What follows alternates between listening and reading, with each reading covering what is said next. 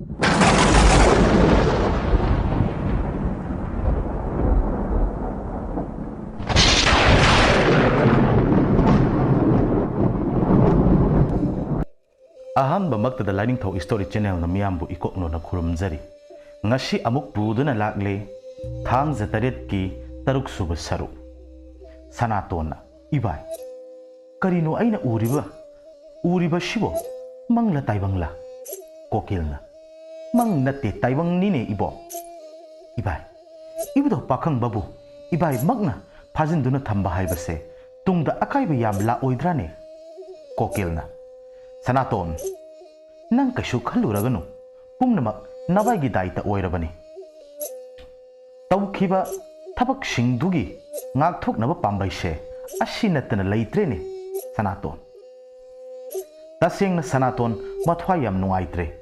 mabagi punsibu mangkhragani khanbada asumna wari kaya sanaringai ibudo pakhang bana ollaba lairen linjau chirongba khekna launa khongakpada sanaton khangprek khangi kokilna ibungo adumna khangba yade adumna khanglabadi ibudo pakhang bagi mek pakkani ni ibungo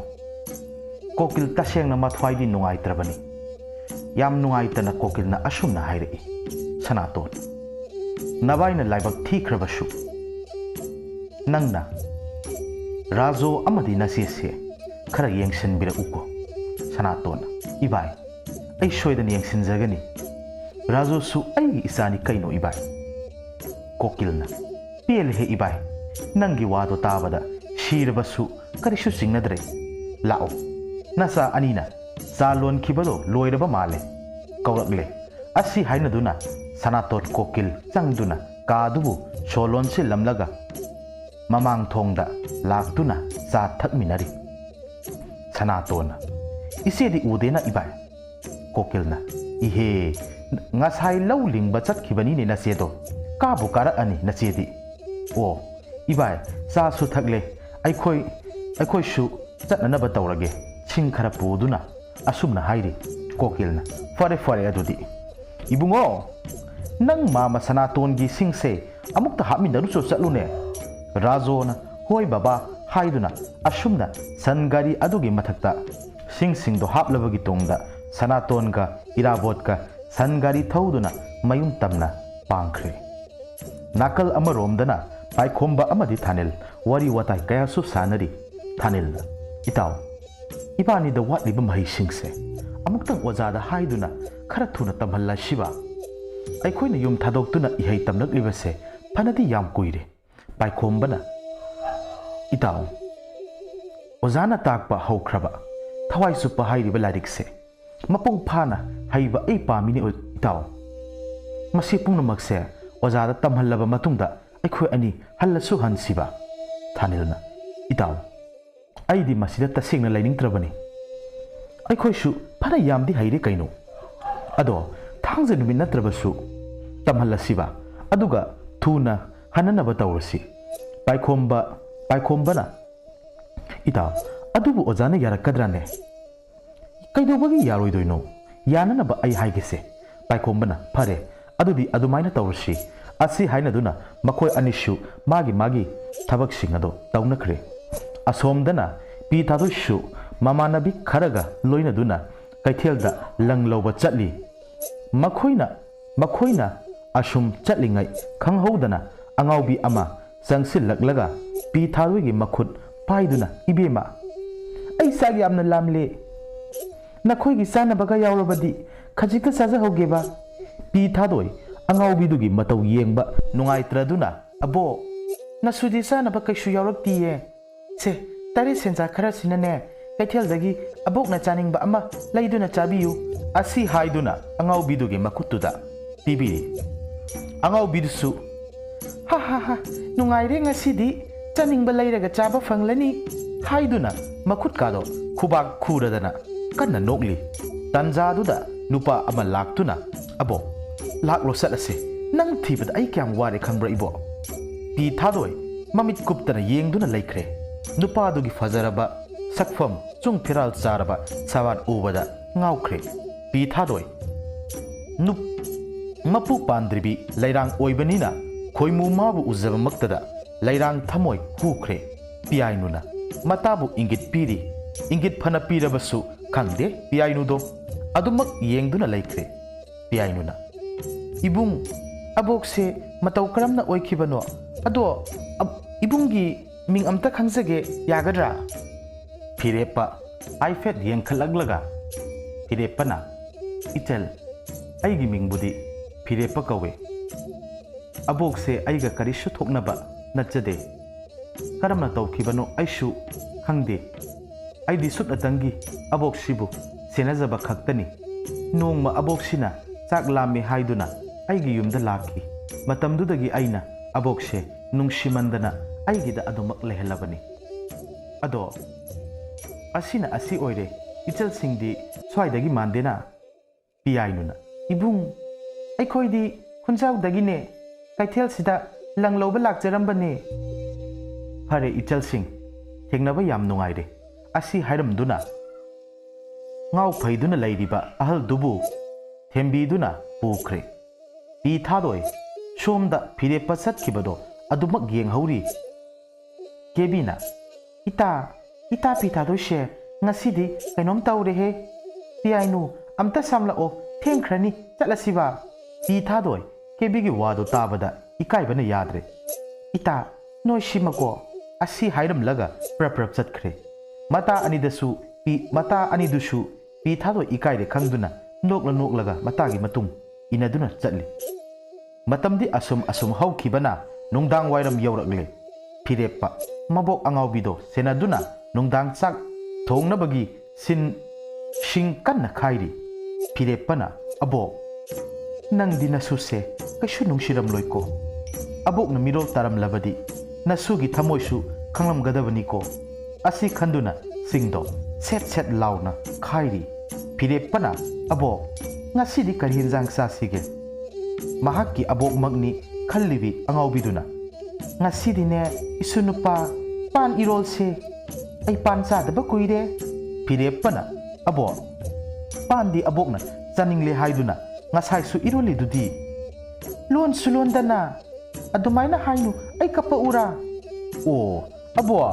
nasuna nungsidana phagi tawbane se yare se ibokna pamjabane pan ironbado lolasi ko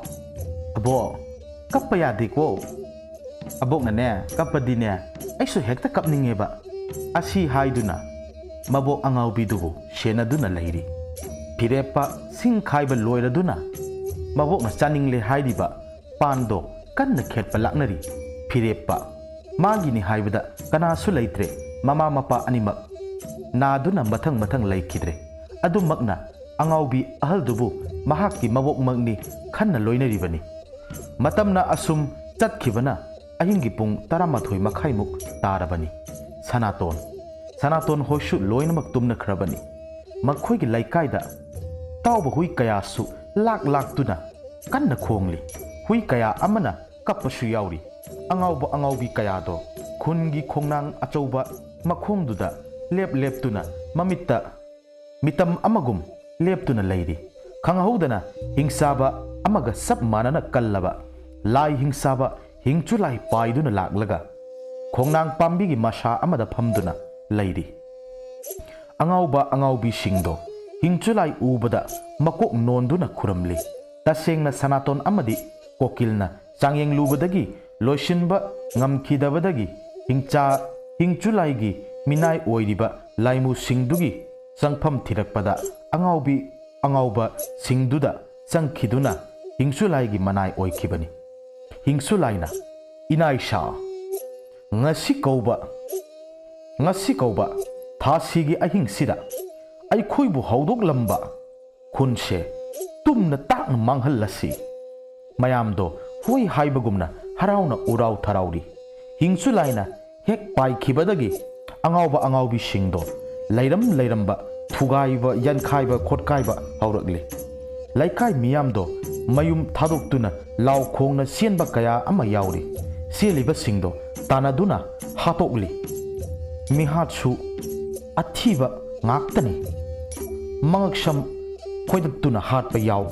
mathabak shegaiduna hatpa yaw loire kanasu lemna thakiba amata yawdre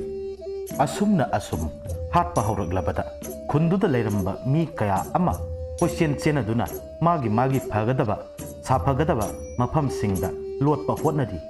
sanatongi yumdasu angaubi kaya su sanglaklaga no khedana sanatongi yumgi akoiba singduda koichen cheli sanatongi nupi moithapi amadi irabotsu himan khidana mapagi kada loinamak leiri moithapina mapa ꯑꯩꯈꯣꯏꯕꯨ ꯌꯨꯝꯁꯦ ꯊꯥꯗꯣꯛꯂꯒ ꯆꯠꯈ꯭ꯔꯁꯤꯔꯥ ꯁꯅꯥꯇꯣꯟꯅ ꯃꯃꯥ ꯉꯥꯏꯈꯣ ꯃꯗꯨꯒꯤꯁꯨ ꯃꯇꯝ ꯂꯥꯛꯈꯤꯅꯤ ꯍꯧꯖꯤꯛ ꯃꯄꯥꯟꯗ ꯇꯧꯔꯤꯕ ꯃꯌꯥꯝꯁꯤꯗ ꯑꯩꯈꯣꯏꯅ ꯌꯨꯝꯁꯦ ꯊꯥꯗꯣꯛꯂꯨꯔꯕꯗꯤ ꯏꯁꯥꯅ ꯏꯁꯥꯒꯤ ꯈꯣꯡꯗ ꯊꯥꯡꯅ ꯌꯥꯟꯁꯤꯟꯕꯒ ꯆꯞ ꯃꯥꯟꯅꯔꯣꯏꯗꯕ꯭ꯔꯥꯅꯦ ꯏꯔꯥꯕꯣꯠꯅ ꯄꯥꯕꯥ ꯁꯤꯕꯨ ꯀꯃꯥꯏꯅ ꯇꯧꯔꯤꯕꯅꯣꯕ ꯂꯩꯀꯥꯏ ꯃꯤ ꯀꯌꯥꯁꯨ ꯀꯣꯏꯆꯦꯟ ꯆꯦꯟꯅꯕꯒꯤ ꯃꯈꯣꯟꯁꯨ ꯇꯥꯔꯤꯕ ꯑꯩꯈꯣꯏꯁꯨ ꯌꯨꯝꯁꯦ ꯊꯥꯗꯣꯛꯂꯒ ꯆꯦꯟꯈ꯭ꯔꯁꯤꯕ ꯈꯪꯍꯧꯗꯅ ꯈꯨꯗꯛꯇꯨꯗ ꯊꯣꯡꯗꯣ kanna tinjillai sanaton irabot thongse amukta ngaksilao ibungo haiduna mapa masa ani sangduna namkhairakliba thongdo kanna ngakpa honari moithapi kablai madu tabada sanaton prapap magi nupi gi manakta chensil laktuna kaidawragi nupi lao kaidawragi nupi lao yumyaida haiduna puthoragle moithapina kap laga nipa ay ngasi soidana sirani hairagle sanatona kanana hairagliba kablibi magi nupibu thembidi hey kashu khaluruse ay leiriba sidi asi haiduna sanatona mahaki nupi moithapibu thembidi karigi adu pukning sonthariba none ay leiriba sidi nangbo kanana manghan gadoriba none moithapina nupa ay kauragli chalage asi haiduna mapanda senthokige tawbi sanatona ibungo namase amukta phawru laune irabot phat changsillaktuna mamagi makhwangda konduna laknari sanatona masidi yararoi haiduna sakhumda phat changlaga sakhumdagi ising khara puraktuna sanatona laishon ama soladuna magi nupigi makokta makhutuna khiksilli adumna hek tawbaga moithapi parak launa wanthakre irabotna ima kaidawrage hogolo haiduna masa nomduna kauri sanatona kaishu tawroini ibungo pakat kanune thongse amukta namuse adugi mahut pudi baba imase amta gyan tahalo haiduna kapli mama ningba iraboni yu thakselaga kharak karan tawjabagi wa khaktani mamadi aduki matik ningjakhraba nungsijakhraba sanatona kari tawgadabano khangdre sanatondo ngaihak munna khallabagi tungda mahakna tarangdudagi larikto lauthoklatlaga sena singdo mathang phakli o sida leiredana asi khallaga seng khara laururaga lairon ama sonjili lairon solaba tungda sengdo makhutna pairaduna mapanda tholaktuna sengdo angaubi singduda chaisili adumna hek tawbada law khongna ai sire haiduna tharo oli laimaiduda sanatona khangbra noi khangbra ba ngasi di sanaton kadai fauba ngamgedo asi haiduna imungda sangge tawrukpada sanatongi makoktuda nung amana haijindana thajillai sanaton thanglamba khongdo sab lepli aduga ayo ayaga haide adumak long haithakre mapagi mataudu ubada irabot chenthoraglaga mapabu hogotli masidi yararoi khanduna irabotna mapabu thangduna imungda pusillagle aduga thongdo gam launa thingjinkre ngaihak mapabu ising thaduna laknarabagi tungda sanaton gyan tarakle makokto kanna ngauri hai ipase koksi yam ngauri ni namadi gyan takhrabra kaideno da paba hauji phauba haugalakti imasu ai kaishu khaluragano ngahak leraga hawajaraglani namasu phakto amta puraga lao adugane phamungdagi mondo aduga purau irabot phatlaun sienduna chakhumda ngariba phakto puraga lakle mon amasu puraktuna mapabu potha halli law khonglamba mayamdo tumin lainakre ꯅꯤꯜ ꯈꯣꯡꯂꯝꯕ ꯂꯩꯀꯥꯏꯗꯣ ꯇꯨꯃꯤꯟ ꯇꯨꯃꯤꯟ ꯂꯩꯅꯈ꯭ꯔꯦ ꯂꯩꯀꯥꯏ ꯃꯤꯌꯥꯝꯗꯣ ꯇꯨꯃꯤꯟ ꯇꯨꯃꯤꯟ ꯂꯩꯅꯔꯤ ꯇꯁꯦꯡꯅ ꯀꯞꯄ ꯐꯥꯎꯕ ꯀꯤꯅꯕꯒꯤ ꯃꯆꯤꯟꯗ ꯐꯤ ꯃꯦꯟꯁꯤꯟꯗꯨꯅ ꯀꯞꯅꯔꯤꯕꯅꯤ ꯀꯅꯥꯒꯤꯅ ꯃꯄꯥ ꯁꯤꯕ ꯀꯅꯥꯒꯤꯅ ꯃꯄꯥ ꯃꯃꯥ ꯃꯆꯦ ꯃꯆꯜꯅꯆꯤꯡꯕ ꯀꯌꯥ ꯑꯃꯁꯨ ꯁꯤꯅꯔꯤꯕꯅꯤ ꯌꯨꯝ ꯃꯩ ꯀꯌꯥ ꯑꯃꯁꯨ ꯆꯥꯛꯄ ꯌꯥꯎꯔꯦ ꯑꯁꯨꯝꯅ ꯂꯩꯀꯥꯏꯗꯣ ꯋꯥꯅ ꯆꯥꯛꯅ ꯈꯥꯡꯅꯔꯤ ꯑꯁꯨꯝꯅ ꯑꯁꯨꯝ ꯍꯧꯈꯤꯕꯅ ꯅꯣꯡꯁꯨ ꯉꯥꯜꯂꯛꯂꯦ ꯂꯩꯀꯥꯏ ꯃꯤꯌꯥꯝꯗꯣ ꯀꯞꯅꯔꯤ ꯂꯥꯎ ꯈꯣꯡꯅꯔꯤ ꯈꯨꯟꯁꯦ ꯂꯩꯍꯩꯗ꯭ꯔꯦ ꯍꯥꯏꯅꯗꯨꯅ ꯃꯈꯣꯏꯒꯤ ꯁꯥꯐꯒꯗꯕ ꯃꯐꯝ ꯌꯦꯡꯅꯗꯨꯅ ꯆꯠꯈꯤꯕꯁꯨ ꯌꯥꯎꯔꯤ ꯂꯩꯀꯥꯏꯗꯨꯒꯤ ꯑꯍꯜ ꯈꯔꯅ ꯁꯤꯜꯂꯒ ꯑꯁꯤꯕ ꯃꯌꯥꯝꯗꯣ ꯄꯨꯟꯅ ꯃꯩ ꯊꯥꯅꯅꯕꯒꯤꯗꯃꯛ ꯅꯍꯥꯛ ꯈꯔ ꯇꯧꯔꯒ ꯈꯨꯜꯒꯤ ꯃꯪꯗ ꯄꯨꯔꯛꯇꯨꯅ ꯃꯩ ꯊꯥꯕ ꯍꯧꯈ꯭ꯔꯦ ꯉꯁꯤꯗꯤ ꯁꯅꯥꯇꯣꯟꯁꯨ ꯂꯥꯛꯇꯨꯅ ꯃꯤ ꯀꯌꯥ ꯄꯣꯠꯂꯣꯏꯔꯤꯕꯗꯣ ꯃꯍꯥꯛꯁꯨ ꯌꯥꯎꯔꯨꯔꯤ ꯃꯌꯥꯝꯗꯣ ꯋꯥ ꯀꯟꯅ ꯈꯟꯅꯔꯤ ꯅꯥꯀꯜ ꯑꯃꯗ ꯂꯩꯊꯣꯛꯇꯨꯅ ꯑꯩꯈꯣꯏ ꯈꯨꯟꯁꯤꯗ ꯑꯁꯨꯃꯛ ꯂꯩꯈꯤꯁꯦ ꯍꯥꯏꯔꯕꯗꯤ ꯑꯁꯨꯝꯅ ꯍꯦꯛ ꯍꯥꯏꯔꯛꯄꯒ ꯅꯍꯥ ꯑꯃꯅ ꯏꯄꯜ ꯑꯩꯈꯣꯏ ꯈꯨꯟꯁꯦ ꯊꯥꯗꯣꯛꯄꯅ ꯐꯔꯅꯤꯗ ꯑꯩꯁꯨ ꯉꯁꯤꯃꯛ ꯆꯠꯂꯒꯅꯤ ꯍꯥꯏꯔꯤ ꯑꯍꯜ ꯑꯗꯨꯅ ꯍꯣꯏꯃꯣ ꯅꯪꯅ ꯍꯥꯏꯔꯤꯕꯗꯣ ꯌꯥꯝꯅ ꯆꯨꯝꯃꯤ ꯑꯗꯨꯕꯨꯅꯦ ꯑꯩꯈꯣꯏꯒꯤ ꯈꯣꯏꯔꯤ ꯇꯥꯐꯝ ꯑꯣꯏꯔꯤꯕ ꯈꯨꯟꯁꯦ ꯊꯥꯗꯣꯛꯇꯨꯅ ꯑꯇꯣꯞꯄ ꯃꯐꯝ ꯑꯃꯗ ꯆꯠꯂꯨꯔꯁꯨ ꯏꯁꯥꯒꯤ ꯏꯔꯩꯀꯥꯏꯁꯤꯗ ꯑꯩꯈꯣꯏꯅ ꯇꯧꯅꯤꯡꯕꯇ ꯇꯧꯕꯗꯨꯗꯤ ꯌꯥꯔꯣꯏꯅꯦ ꯑꯗꯨꯅ ꯑꯩꯈꯣꯏ ꯑꯈꯪ ꯑꯍꯩ ꯀꯌా ꯑꯃ ꯉꯁꯤꯃꯛ ꯀꯧꯗꯨꯅ ꯀꯟꯕ ꯉꯝꯕ꯭ꯔꯥ ꯑꯃꯨꯛꯇꯪ ꯌꯦꯡꯈꯤꯁꯤ ꯃꯗꯨꯗꯁꯨ ꯉꯝꯗ꯭ꯔꯕꯗꯤ ꯑꯩꯈꯣꯏ ꯈꯨꯟꯁꯦ ꯊꯥꯗꯣꯛꯄ ꯇꯥꯕꯅꯤꯅꯦ ꯑꯍꯜꯁꯤꯡ ꯑꯗꯨꯅꯁꯨ ꯆꯨꯝꯃꯦ ꯍꯥꯏꯅꯗꯨꯅ ꯑꯁꯨꯝꯅ ꯇꯧꯔꯁꯤ ꯍꯥꯏꯅꯔꯤ ꯃꯈꯣꯏ ꯃꯌꯥꯝꯗꯣ ꯃꯥꯒꯤ ꯈꯪꯅꯅꯕ ꯑꯍꯩꯕ ꯃꯥꯏꯕꯁꯤꯡ ꯑꯗꯣ ꯀꯧꯔꯨꯔꯣ ꯍꯥꯏꯗꯨꯅ ꯍꯥꯏꯔꯛꯄꯗꯒꯤ ꯃꯈꯣꯏ ꯅꯤꯄꯥ 10ꯃꯨꯛ ꯆꯠꯇꯨꯅ ꯑꯃꯥꯏꯕ ꯀꯧꯕ ꯆꯠꯈ꯭ꯔꯦ ꯁꯣꯝꯗꯁꯨ ꯄꯣꯠꯂꯣꯏꯔꯤꯕꯗꯣ ꯂꯣꯏꯔꯗꯨꯅ ꯃꯈꯣꯏ ꯄꯨꯟꯅ ꯈꯨꯟꯒꯤ ꯂꯝꯄꯥꯛꯇꯨꯗ ꯂꯥꯛꯂꯒ ꯑꯃꯥꯏꯕ ꯂꯥꯛꯄ ꯉꯥꯏꯅꯔꯤ ꯁꯅꯥꯇꯣꯟ ꯃꯥꯒꯤ ꯑꯃꯗꯤ ꯃꯍꯥꯛꯀꯤ ꯃꯕꯥꯏ ꯀꯣꯀꯤꯜꯅ ꯇꯧꯈꯤꯕ ꯑꯁꯣꯏꯕꯁꯤꯡꯗꯣ ꯈꯪꯂꯛꯄ ꯇꯥꯔꯦ ꯈꯜꯂꯗꯨꯅ ꯃꯍꯥꯛ ꯄ꯭ꯔꯞ ꯆꯠꯈ꯭ꯔꯦ ꯑꯍꯜ ꯑꯃꯅ ꯀꯩꯅꯣ ꯁꯅꯥꯇꯣꯟꯁꯤꯕꯣ ꯆꯠꯀꯦꯁꯨ ꯍꯥꯏꯔꯝꯗꯦ ꯄ꯭ꯔꯞ ꯆꯠꯈ꯭ꯔꯤꯕꯁꯤꯕꯣ ꯅꯍꯥ ꯑꯃꯅ ꯃꯥꯃꯥ ꯊꯕꯛ ꯂꯩꯕꯒꯤ ꯑꯣꯏꯔꯝꯒꯅꯤꯌꯦ ꯐꯔꯦ ꯍꯥꯏꯗꯨꯅ ꯃꯈꯣꯏ ꯄꯨꯟꯅ ꯑꯃꯥꯏꯕ ꯂꯥꯛꯄ ꯉꯥꯏꯔꯤ ꯁꯅꯥꯇꯣꯟ ꯃꯌꯨꯝ ꯌꯧꯔꯛꯂꯦ ꯑꯗꯨꯒ ꯃꯍꯥꯛꯀꯤ ꯅꯨꯄꯤꯕꯨ ꯂꯥꯛꯇꯨꯅ ꯀꯧꯔꯤ ꯃꯍꯥꯛꯀꯤ ꯅꯨꯄꯤꯁꯨ ꯊꯣꯛꯂꯛꯂꯦ ꯃꯍꯥꯛꯀꯤ ꯅꯨꯄꯤꯗ ꯁꯅꯥꯇꯣꯟ ꯍꯥꯏꯔꯤ ꯅꯨꯄꯤ ꯑꯩ ꯊꯕꯛ ꯑꯃꯇꯪ ꯆꯠꯂꯨꯈꯤꯒꯦ ꯅꯈꯣꯏ ꯌꯨꯝꯗꯒꯤ ꯃꯄꯥꯟ ꯊꯣꯛꯂꯝꯒꯅꯨꯀꯣ ꯑꯁꯤ ꯍꯥꯏꯔꯝꯗꯨꯅ ꯁꯅꯥꯇꯣꯟ ꯄ꯭ꯔꯞ ꯊꯣꯡꯒꯥꯜꯗ ꯊꯣꯛꯈ꯭ꯔꯦ ꯑꯁꯨꯝ ꯂꯥꯛꯄꯅ ꯁꯅꯥꯇꯣꯟ ꯀꯣꯀꯤꯜꯒꯤ ꯃꯌꯨꯝ ꯌꯧꯔꯦ ꯑꯗꯨꯒ ꯏꯃꯨꯡꯗ ꯄ꯭ꯔꯞ ꯆꯪꯂꯛꯏ ꯀꯣꯀꯤꯜꯅ ꯀꯩꯗꯧꯔꯦ ꯁꯅꯥꯇꯣꯟ ꯏꯐꯤꯡ ꯂꯥꯛꯂꯤꯗꯤ ꯁꯅꯥꯇꯣꯟꯅ ꯊꯣꯛꯈꯤꯕ ꯊꯧꯗꯣꯛ ꯄꯨꯝꯅꯃꯛ ꯂꯣꯏꯅꯃꯛ ꯇꯝꯗꯨꯅ ꯈꯪꯍꯜꯂꯤ ꯋꯥꯗꯨ ꯇꯥꯕꯗ ꯀꯣꯀꯤꯜ ꯃꯊꯥ ꯊꯤꯅ ꯁꯥꯔꯦ ꯁꯅꯥꯇꯣꯟꯅ ꯑꯃꯨꯛ ꯃꯈꯥ ꯇꯥꯔꯛꯏ ꯏꯕꯥꯏ ꯍꯧꯖꯤꯛ ꯑꯃꯥꯏꯕ ꯀꯌꯥ ꯀꯧꯕ ꯆꯠꯅꯈ꯭ꯔꯦ ꯂꯩꯀꯥꯏꯒꯤ ꯃꯤ ꯃꯌꯥꯝꯗꯣ ꯁꯣꯏꯗꯅ ꯑꯩꯈꯣꯏꯕꯨ ꯈꯪꯅꯔꯛꯄ ꯇꯥꯔꯦ ꯏꯕꯥꯏ ꯀꯔꯝꯅ ꯇꯧꯁꯤꯒꯦ ꯀꯣꯀꯤꯜ ꯉꯥꯏꯍꯥꯛ ꯃꯨꯟꯅ ꯈꯜꯂꯤ ꯐꯅ ꯈꯜꯂꯕꯁꯨ ꯋꯥꯈꯜ ꯊꯣꯛꯇ꯭ꯔꯦ ꯀꯣꯀꯤꯜꯗꯣ ꯁꯅꯥꯇꯣꯟꯅ ꯏꯕꯥꯏ ꯉꯁꯤꯒꯤ ꯅꯨꯃꯤꯠꯇ ꯏꯕꯥꯏꯅ ꯍꯥꯏꯈꯤꯕꯗꯣ ꯇꯧꯕꯤꯔꯣ ꯍꯥꯏꯗꯤ ꯇꯁꯦꯡꯅ ꯀꯣꯀꯤꯜꯁꯨ ꯃꯤꯑꯣꯏꯕꯅꯤꯅ ꯁꯤꯅꯤꯡꯗ꯭ꯔꯤꯕꯅꯤ ꯑꯗꯨꯕꯨ ꯃꯥ ꯈꯨꯡꯒꯪ ꯂꯩꯀꯥꯏꯁꯤꯒꯤꯗꯃꯛ ꯑꯃꯗꯤ ꯃꯥꯒꯤ ꯏꯃꯨꯡ ꯃꯅꯨꯡꯒꯤꯗꯃꯛ ꯈꯜꯂꯒ ꯃꯥꯒꯤ ꯄꯨꯟꯁꯤꯗꯣ ꯀꯠꯊꯣꯛꯂꯒꯦ ꯈꯟꯈ꯭ꯔꯦꯗꯣ ꯀꯣꯀꯤꯜꯅ ꯇꯞꯅ ꯃꯃꯤꯠꯇꯒꯤ ꯃꯄꯤ ꯆꯤꯟꯊꯗꯨꯅ ꯀꯞꯂꯒ ꯁꯅꯥꯇꯣꯟ ꯅꯪ ꯅꯆꯦ ꯑꯃꯗꯤ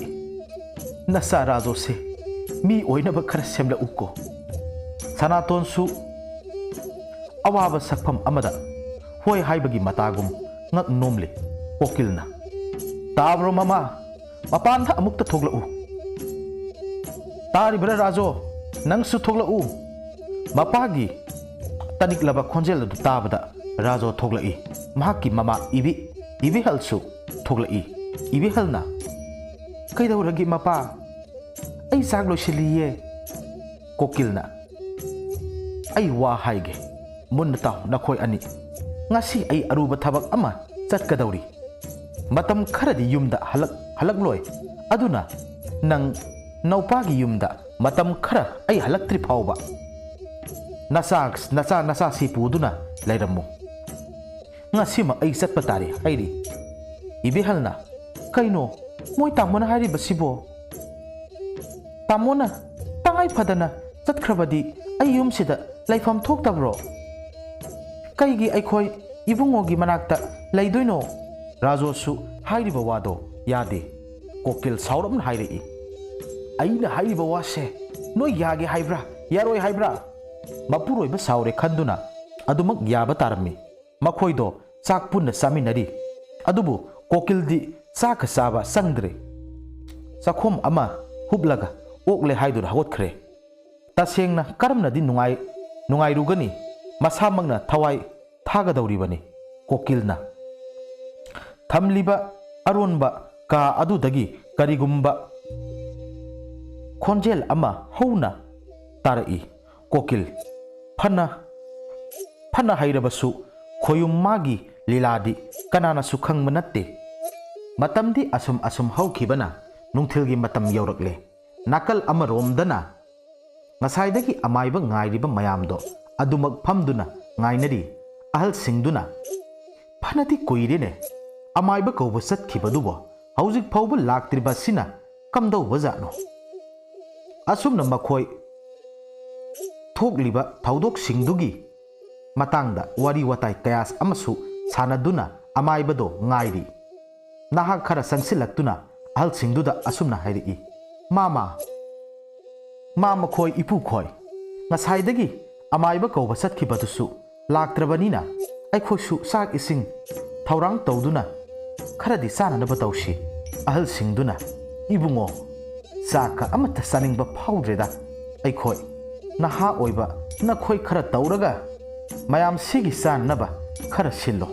asi hainaduna makhoi sing adu magi mayumda satuna ching chak leizaba puraktuna lampaktuda sa ising thongba haukhre asumna sa ising thongba loiraduna makhoi saminari ngaihak leirabagi tungda amaiba kauba satkiba makhoi nipa 10 mukto halakle aduga ahal singduda asumna hairei mama ipu khoi amukta munna tabiyu ngasigi ahing sida karigumba sathiraba thogdok kharadi thoklagani haiduna amaiba singduna haibirei mayamdugi maraktagi khwaidagi ahal oiba amana isu sa amaiba singdo lakpiu haiba yaraktrabra nakhoi lakpada yaruktribadi amaiba kauba chatluba naha amana ipu amaiba singdo soidana lakani hairei ngasi amaiba duna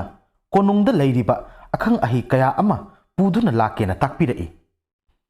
ahal aduna fare nakhoi shu waram lagani sa ising sathoknaba tawro asi haina duna naha singdubu sa ising pizare nakal amaromdana paikhomba amadi thanil makhoigi laikai da thokliba thaudok singdo paw loina tare makhoigi ojada asumna hairei oja